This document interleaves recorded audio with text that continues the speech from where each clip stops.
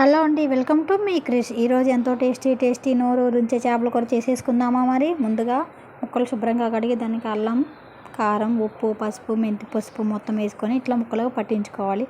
ఇలా పట్టించుకున్న తర్వాత స్టవ్ ఆన్ చేసి ఒక గిన్నె పెట్టి అందులో ఆయిల్ వేసుకోవాలి. ఆయిల్ వేడైన తర్వాత ఇలా ఒక్కొక్క ముక్క తీసుకొని పూర్తిగా గిన్నెలో వేసేసుకోవాలి. ఇలా వేసుకున్న తర్వాత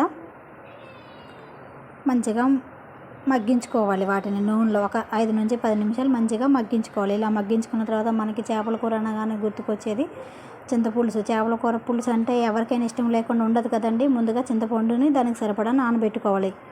తర్వాత ఇలా ముక్కలు మగ్గిన తర్వాత అటు ఇటు 1-2 సార్లు తిప్పుకొని ఇలా మంచిగా మగ్గించుకున్న తర్వాత మనం ముందుగానే తయారు చేసుకున్న చింతపులుసుని ఈ విధంగా రసంలాగా చేసుకొని మనం ముందుగా మగ్గించుకున్న చేపల ముక్కలు పోసేయండి.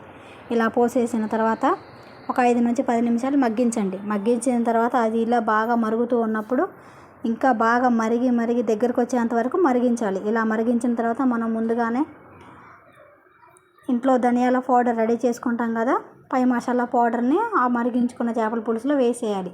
ఇలా వేసిన తర్వాత ఒక 5 నుంచి 10 నిమిషాలు మళ్ళీ ఒకసారి మగ్గించుకోవాలి.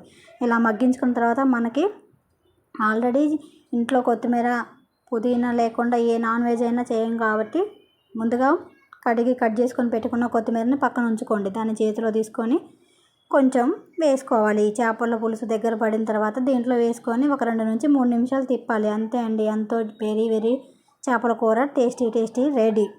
మీకు ఒకవేళ నచ్చినట్లయితే లైక్ చేయండి, షేర్